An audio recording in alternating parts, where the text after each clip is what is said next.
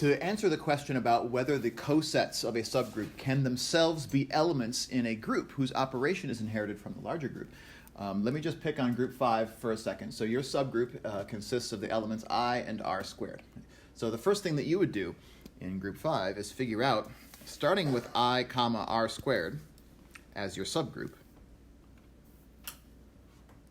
So this is my subgroup over here. Then what you would want to do is figure out what is an example of a left coset, a non-trivial left coset of this. So somebody throw an example out. What would be an example of a left coset of this H? How would I form a left coset? RH, why not? Sure, so just take any element that doesn't already belong to my subgroup, right? Because what happens if I take an element that's already in my subgroup and I try to form the left coset with it? You get the same subgroup back, because why? What property of subgroups explains that? Closure, because closure, exactly. So as long as I'm picking an element from outside the subgroup, and R is outside of my subgroup, then that left coset will be different from the original subgroup, and I can find the elements just by multiplying each of these things on the left by R. So I'll get R, and then I'll get R cubed, right? So then you'll find two other non-trivial left cosets. You list them over here. And what you're really doing is you're rearranging the rows and the columns of the Cayley table for D4. And the main point of today is what happens to this table under those rearrangements. And are some of these subgroups more amenable to this kind of rearrangement than others? Because what we would like at the end of the day, and I don't know yet whether this happens with this subgroup, because group 5 needs to figure out whether it does. But what we'd like is we'd like for the cosets to be able to be elements of themselves. In other words, we'd like for closure, identity, inverse, we'd like for those properties to be satisfied by the group of cosets. But that's only going to happen for some subgroups and not for others. And you'll know whether it happens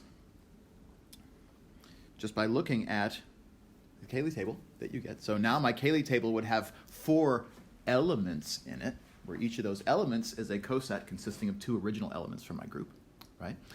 But now my Cayley table is going to have these 4 elements, and what we'd like is for there to be a Cayley table structure when you squint, looking at this whole thing. So maybe, I don't know, maybe it'll look something like this, right? I'm going to kind of color code this just for the sake of having something on the screen. So I'm just totally spitballing here. But if we can manage to arrange this just so, and then where would the blue would have to fall everywhere else. So maybe, if the fates are kind, you will be able to look at your rearranged Cayley table and say, you know what, the cosets actually are acting like elements of themselves. And when that's the case, we like that subgroup more than we like the other subgroups that we're handing out here. So the definition for today is that a subgroup whose cosets can form a group is called a normal subgroup.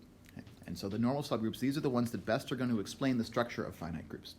So the first task for your 6 groups here is to figure out which of these groups here, which of these subgroups rather, are normal subgroups and which ones are not, very concretely in this example.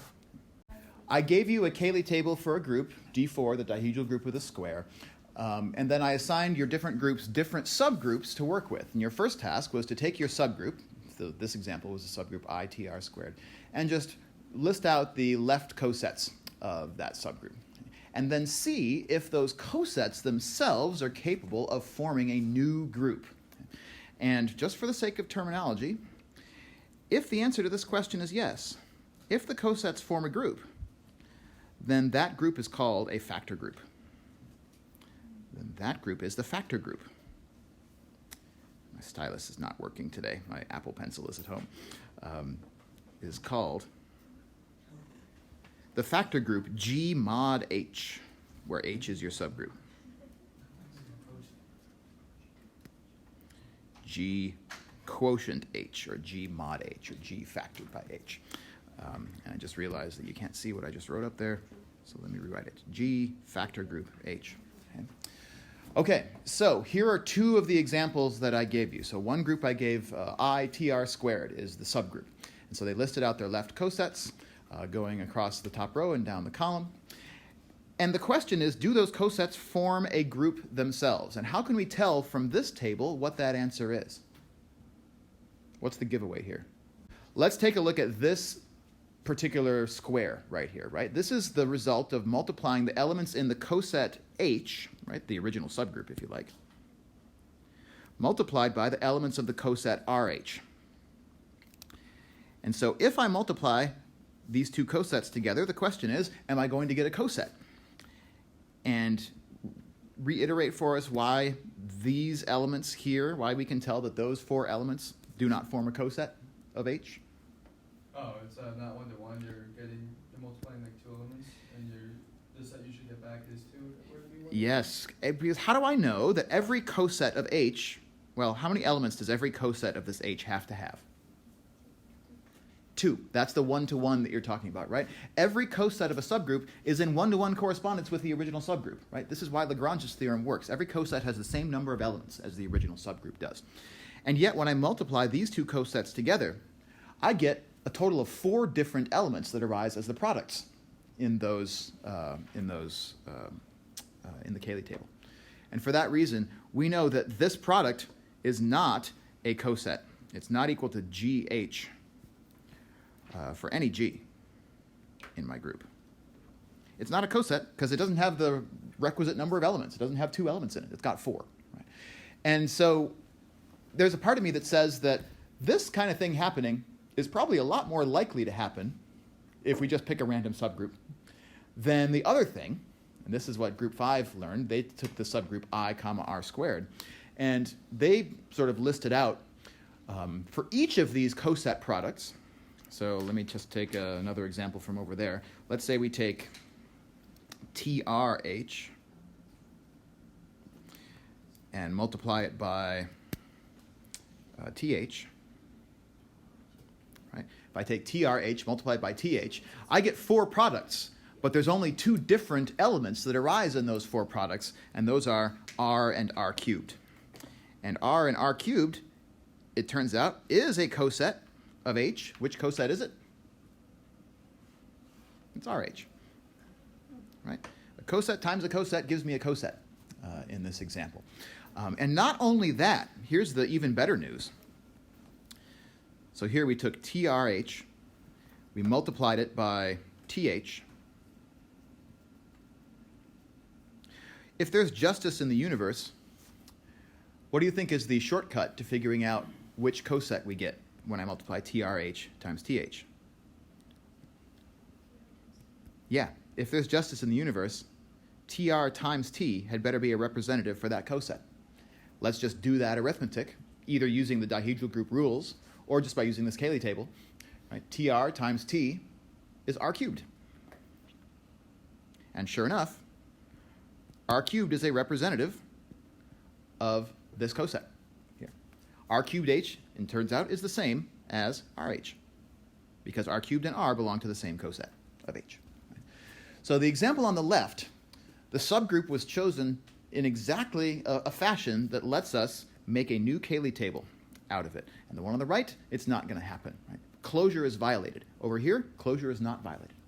And if it's true that AH times BH is equal to AB times H, then we can use that to show that not only is closure satisfied, the identity property is satisfied. What would be the identity element in this new group, by the way? I, well, the coset of I, right? In other words, the original subgroup itself, H. H, my original subgroup, is now the identity element for my new group. How I can tell is that in this new Cayley table, the new 4x4 Cayley table, the whole first row is the same as the first row. The whole first column is the same as this column. And so H is my new identity element, right, for my factor group. So I'm going to start trying to color code. Whoops, that's too big. That was a bit much. All right, so we'll put that there. And then this group is also noticing that that same H, that original subgroup, the identity coset, shows up down the diagonal as well. And then let's get RH in here, or sorry, TRH in here as well. So that shows up here. It shows up here. TRH also ends up there. and there. Right? So TRH ends up in those places. RH, the one that I've coded in purple here, is there, it's there, it's there, it's there. And then the last remaining one is TH, which I set in a darker blue, I suppose. And it goes down the anti-diagonal. Right. And so let me just take a moment and list out the elements of this group. We call these elements just H. And then over here I've got RH in purple, RH, RH. So while I'm doing this writing, what properties or what do you notice about the algebraic structure of this new Cayley table? What can we say about this new group? This new group is called the factor group.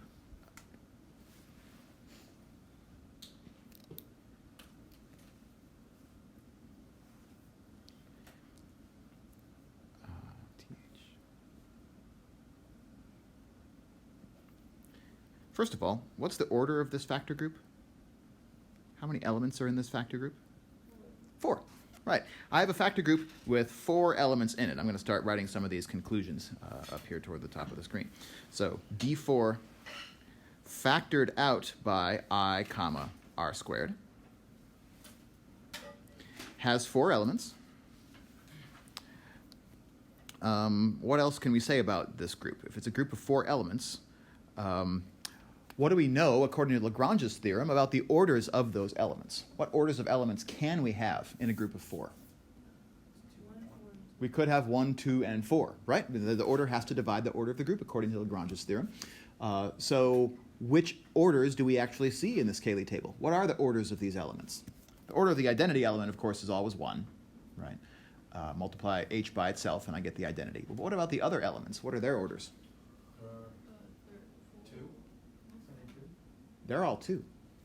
Every one of these elements is its own inverse. If I multiply RH times RH, I get my identity element, H.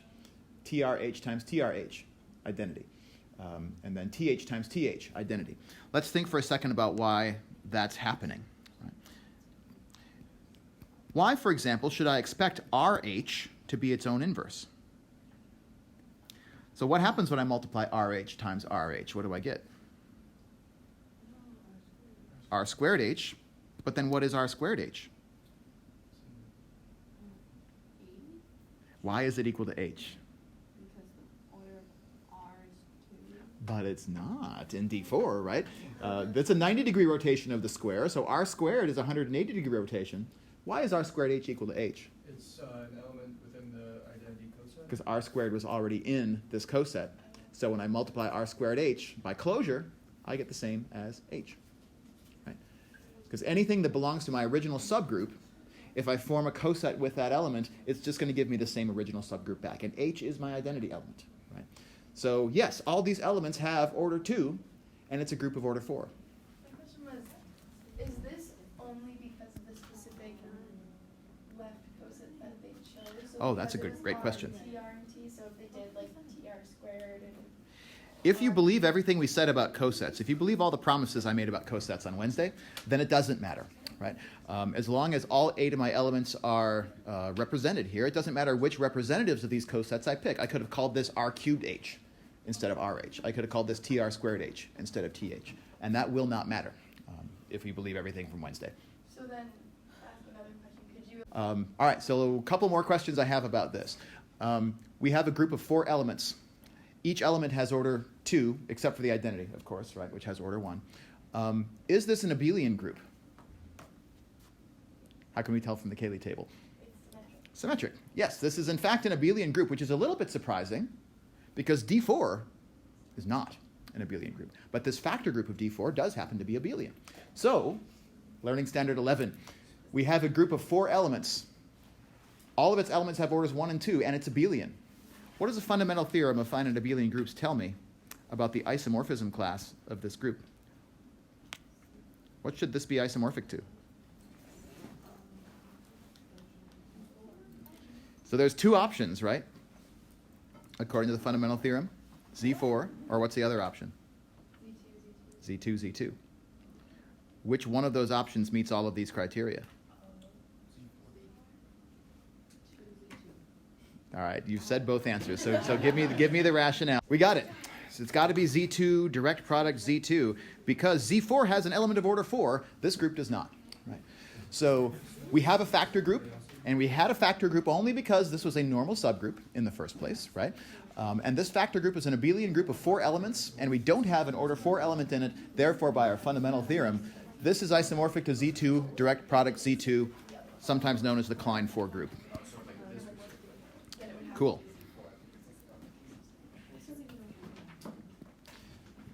All right.